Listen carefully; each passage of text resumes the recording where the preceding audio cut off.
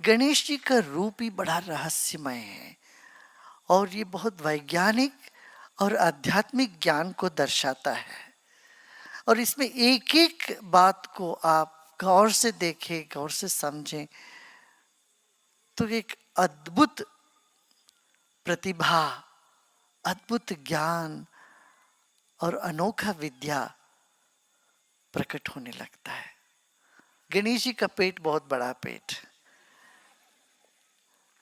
देखो, उदार और उदर दोनों बहुत निकट संबंध वाले। पेट को कहते संस्कृत में उदर, और जो उदार व्यक्तित्व माने बहुत जेनरोसिटी जिसको बोलते हैं ना, बड़प्पन, बड़ा दिल हो, तो उनको कहते उदार व्यक्तित्व। उदार चरिताणाम वसुधैव कुटुंबकम।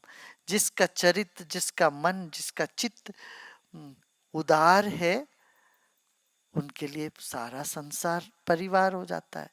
तो गणपति का पेट उदार है, माने स्वीकार करते हैं वो।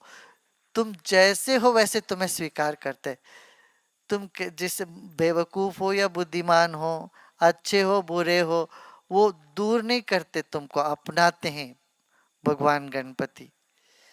तो उदारता का विशेषता है, प्रतीक है बड़ा पेट। और उस पे नाग, माने एक तो है स्वीकार, जो आप सोते सोते स्वीकार करते हो। जब सो रहे हो तो सब स्वीकार ही है उस वक्त, किसी का अस्वीकार नहीं करते। मगर जागृत रूप से हम स्वीकार करते हैं तो तब प्रसन्नता, उदय होता है हमारे भीतर। तो वो नाग जो है वो जागृत स्वीकार का प्रतीक है। उदारता है मगर होश के साथ, बेहोशी का उदारता नहीं। उदारता है जागृति के साथ। ये प्रतीक है। इस तरह से एक एक प्रतीक पर आप जाएंगे ना, बहुत रहस्य खुलता जाएगा आपको। ये कहीं लिखा हुआ नहीं मिलेगा आपको। आपको मनन करना पड़े, बैठ के मनन करें, उस रूप का मनन करें।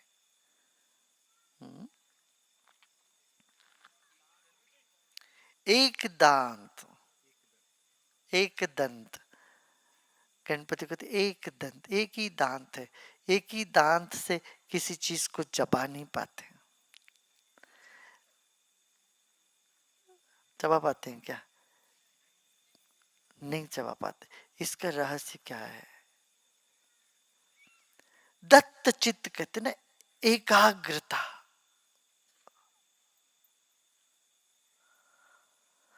और एक ही स्रोत है जो मिलने का। हमें जो कुछ भी मिलता है वो एक स्रोत से मिलता है।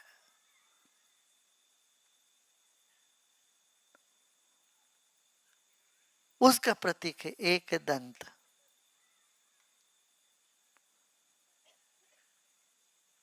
एकाग्रता का, और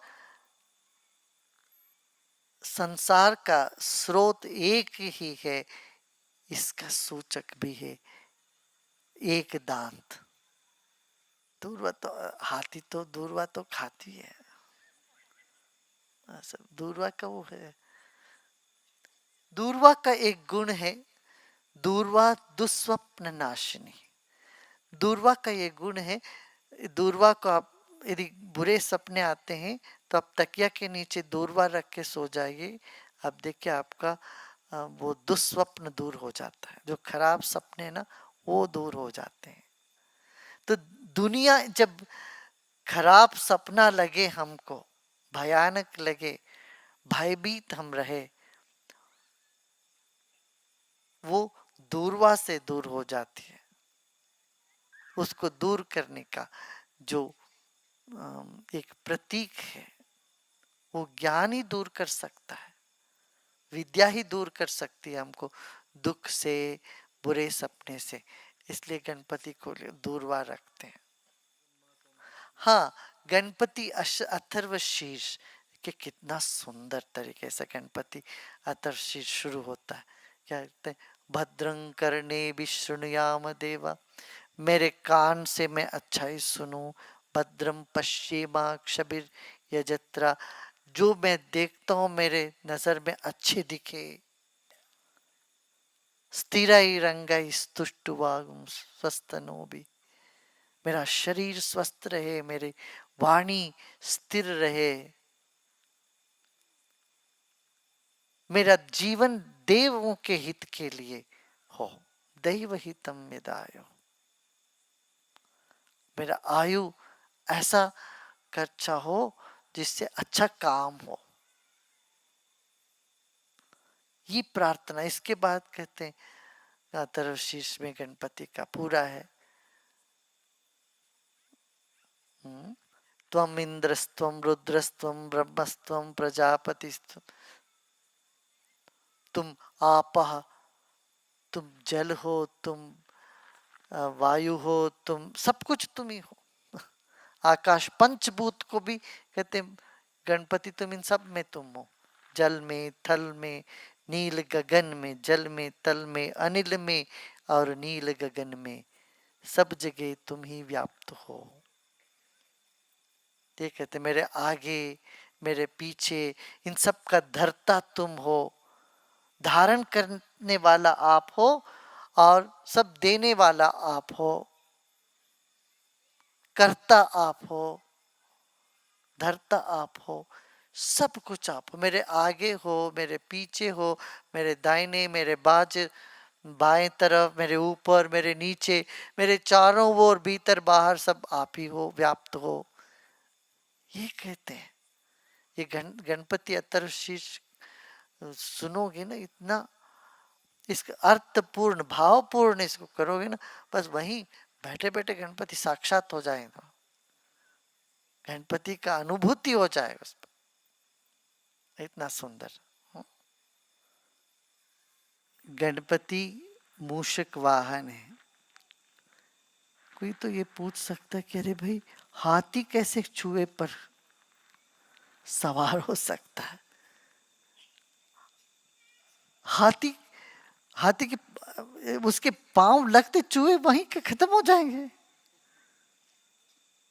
और चूहे के ऊपर हाथी सवार। या इसको बनाने वाले यदि ऐसा मूर्ख होगा या बहुत बुद्धिमान होगा, बीच का तो हो नहीं सकता। कुछ लोग इनको मूर्ख समझते, मैं कहता हूं ये अति बुद्धिमत्ता का लक्षण है। अति बुद्धिमानी ऐसे सोच सकता है। अब देखिए कंप्यूटर में आप इतने बड़े विंडो खोलते हो कि माउस को लेके ही तो खोलते हो।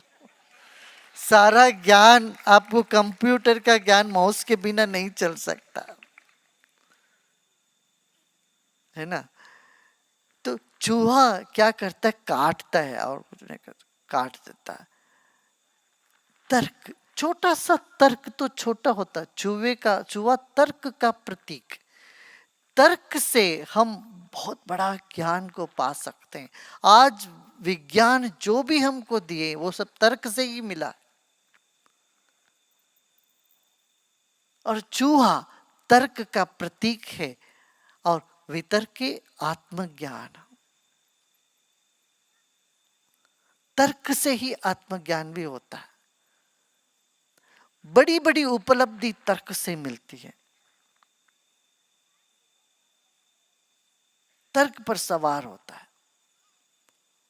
अच्छा, इसीलिए गणपति बुद्धि के भी अधिपति है, विद्या और बुद्धि के अधिपति। चूहा तर्क का या गुरु मंत्र का, एक मंत्र मिलता है गुरु मंत्र, उससे अंधेरा दूर हो जाता है, इसका प्रतीक है।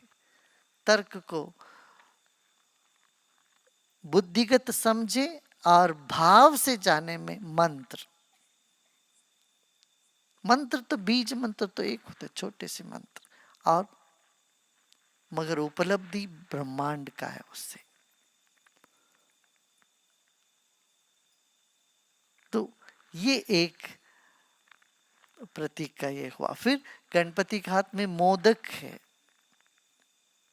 मोदक माने आनंद, खुशी। जब विघ्न सारे हट जाते हैं, हमारे पास आनंद ही आनंद रह जाता है। विघ्न से तो आनंद के ऊपर पर्दा आ जाती है, ढक जाता है आनंद।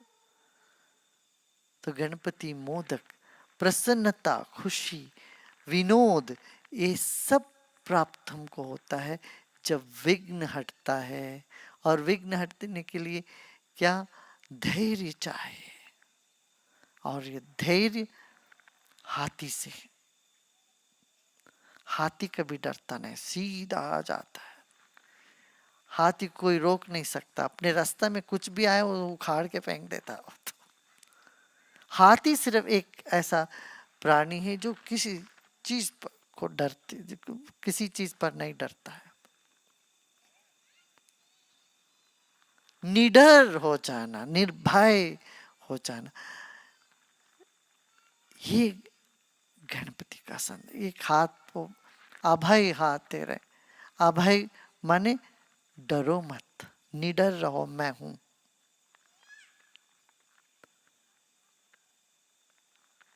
और कान, इतने बड़े बड़े हाथी का कान, और कान से हमेशा आंख पर चामर करते रहते हैं, आंख को।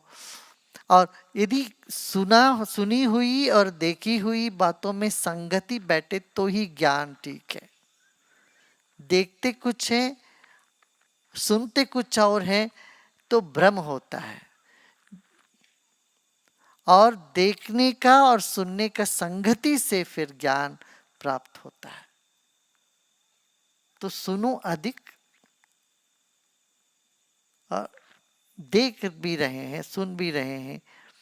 और दुनिया में सबसे बड़ा कान हाथी का है, सबसे बड़ा सिर हाथी का है। तो अखंड ज्ञान, अद्भुत ज्ञान का प्रतीक, विद्या का प्रतीक हाथी है। और गणपति उसके अधिपति है। इस तरह से एक एक अंग का, एक एक चिन्ह का, एक हाथ में पाश है, दूसरे हाथ में अंकुश है। अंकुश का यह है कि जगाना, पाश का है बांध के रखना। शक्ति जाग सकती है, मगर जब वो नियंत्रित नहीं है तो शक्ति जहां जहां कहीं भी चला जाएगा। फिर तो आदमी जहां कहीं भी चला जाता है, फिर वो शक्ति जब नियंत्रित नहीं है तो आदमी तिलमिला जाएगा, फिर व्यक्ति तिलमिला जाता है। तो एक हाथ का जो अंकुश है, अंकुश जगाने का प्रतीक है। प्रभु जगाते हैं आपको, और दूसरी तरफ से आपको नियंत्रण में भी रखते हैं। वो नियंत्रण शक्ति भी ज्ञान के द्वारा यदि आपको प्राप्त होता है, वो ईश्वरी कृपा से, प्रभु कृपा से ही होता है।